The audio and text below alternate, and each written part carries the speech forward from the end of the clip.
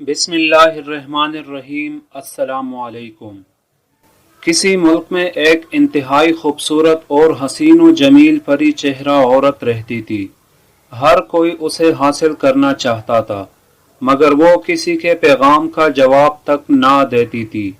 ایک دن اس نے فیصلہ کر لیا کہ آج محل سے نکلنے کے بعد جو شخص بھی ملا اس سے شادی کر لوں گی۔ جب محل سے باہر نکلی تو علاقے کا سب سے غریب ترین آدمی ملا جو ایک کوڑی کا محتاج تھا، مگر اس عورت نے اسے کہا، اگر تم میرے ساتھ شادی کرنا چاہتے ہو تو میں تیار ہوں۔ اس پر غریب آدمی بولا، مجھ سے کیوں مذاق کرتی ہو؟ میرے پاس مال اور دولت کچھ بھی نہیں۔ اس نے کہا، میں مذاق نہیں کر رہی ہوں، مجھے تمہارے حالات سے کوئی سروکار نہیں۔ اس پر اس غریب آدمی نے سوچا، کیوں نہ کسی امیر آدمی سے قرض لے کر شادی کر لوں، بعد میں اسے لوٹا دوں گا۔ یہ سوچ کر ایک انتہائی امیر ترین آدمی کے پاس چلا گیا اور اس سے اپنا مقصد بیان کیا۔ اس مالدار شخص نے جب اس حسین ترین عورت کو دیکھا تو اس کی اپنی نیت بدل گئی اور سوچنے لگا، اس عورت سے شادی کرنا میرا حق زیادہ بنتا ہے، کیونکہ اس کے پاس پیسہ ہی نہیں۔ اور اس نے غریب آدمی کو انکار کرتے ہوئے کہا کہ تم غریب ہو، یہ عورت تمہارے لائق ہی نہیں، یہ صرف میرے لائق ہے۔ اس پر ان دونوں کے درمیان جھگڑا شروع ہو گیا اور فیصلے کے لیے یہ دونوں افراد علاقہ کے حاکم کے پاس چلے گئے اور اپنا مقدمہ پیش کر دیا۔ جب علاقے کے حاکم نے اس عورت کو دیکھا تو اس کی بھی نیت بدل گئی اور وہ ان دونوں سے کہنے لگا، تم چلے جاؤ، تم سے زیادہ اس کا میں حقدار ہوں، کیونکہ میں اس پورے علاقے کا حاکم ہوں۔ اس پر جھگڑا مزید بڑھ گیا اور فیصلے کے لیے تینوں مقدمہ قاضی کے پاس لے گئے۔ جب قاضی نے کیس سنا اور عورت کو دیکھا تو اس کی بھی نیت خراب ہو گئی اور کہنے لگا کہ تم سب سے زیادہ میں اس کا حقدار ہوں، کیونکہ میرے دربار میں حاکم بھی عام حیثیت میں پیش ہوتے ہیں، لہٰذا تم سب بھاگ جاؤ۔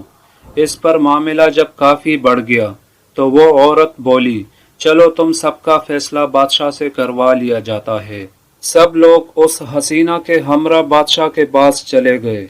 اس نے تمام واقعات سننے کے بعد جب حسینہ کو دیکھا تو کہنے لگا کہ اس کا سب سے زیادہ حقدار تو میں ہوں، میں تو پورے ملک کا بادشاہ ہوں۔ اس پر وہ حسین عورت بولی، میرے پاس اس کا حل موجود ہے، میں خود فیصلہ کروں گی۔ سب اس کی آواز پر ہمتن گوش ہو گئے تو اس نے کہا کہ تمام فریق فلاں مقام پر پہنچ جاؤ، وہاں میں فیصلہ سناؤں گی۔ وہ سب دوڑے دوڑے اس مقررہ مقام پر پہنچے تو وہ حسینہ کہنے لگی، اب میں دوڑتی ہوں، جس نے سب سے پہلے مجھے پکڑ لیا اور ہاتھ لگا لیا میں اس کی ہو جاؤں گی۔ یہ کہہ کر اس نے اڑان بھری اور وہ انتہائی تیزی سے دوڑتے دوڑتے ایک ٹیلے کے پیچھے غائب ہو گئی۔ جو ہی یہ سارے دوڑے تو بالکل ان کے سامنے ایک گہری کائی تھی۔ حسینہ کے تعاقب میں دوڑتے دوڑتے انہیں اندازہ نہ ہوا، وہ سب ایک ایک کر کے اس کائی میں گر گئے اور ختم ہو گئے۔ یہ حسین و جمیل عورت دنیا ہے جو اپنے پیچھے ہر قسم کے لوگوں، غریب، امیر، بادشاہ، قاضی کو دوڑا کر گہری کائی میں گرا دیتی ہے، مگر خود کسی کے ہاتھ نہیں آتی۔ اس کے علاوہ ایک اور واقعہ ہے جس کا نام ہے برا منصوبہ بنانے کا برا انجام۔ ایک بادشاہ کو ایک چھوٹا سا بچہ جنگل میں مل گیا، شاید اس کے ماں باپ کو کسی درندے نے مار ڈالا ہو۔ بادشاہ اسے اپنے گھر لے آیا، اس کی اچھی تعلیم و تربیت کی اور اس کا نام احمد یتیم رکھ دیا۔ یہ بچہ بڑا سمجھدار اور ہوشیار نکلا۔ بادشاہ نے اسے اپنے گھریلو امور کا نگران بنا دیا۔ ایک دفعہ بادشاہ نے اسے کسی کام سے اپنے محل میں بھیجا۔ جب یہ ایک کمرے میں پہنچا تو وہاں دیکھا کہ ایک غلام اور لونڈی غلط کام میں مصروف ہے۔ احمد یتیم کو دیکھ کر لونڈی سخت گھبرا گئی اور اسے واسطہ دے کر کہنے لگی کہ اس بات کو کسی سے ظاہر نہ کرنا۔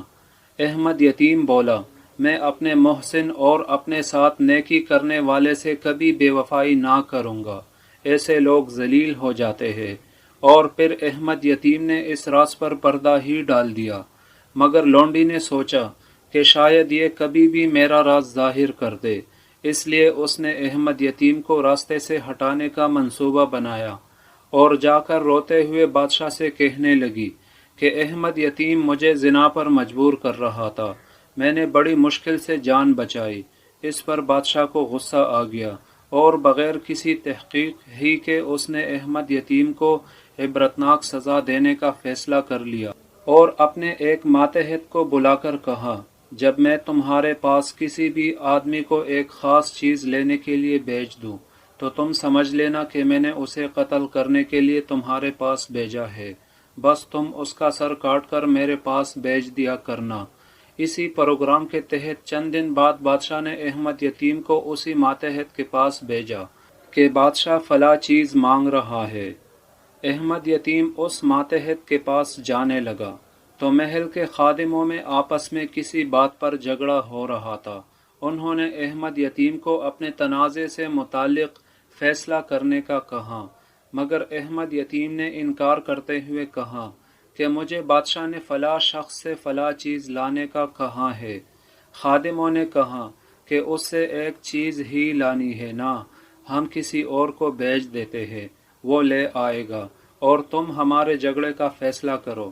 احمد یتیم راضی ہو گیا اور ان خادموں نے اسی خادم کو اتفاقی طور پر بھیج دیا جو محل میں لونڈی کے ساتھ بدکاری میں ملوث ہوا تھا۔ جب یہ خادم حاکم کے پاس پہنچا، اس نے اس کا سر کاٹ کر بادشاہ کے پاس بھیج دیا۔ بادشاہ بڑا حیران ہوا کہ یہ سر تو احمد یتیم کا نہیں، یہ تو ایک دوسرے غلام کا ہے۔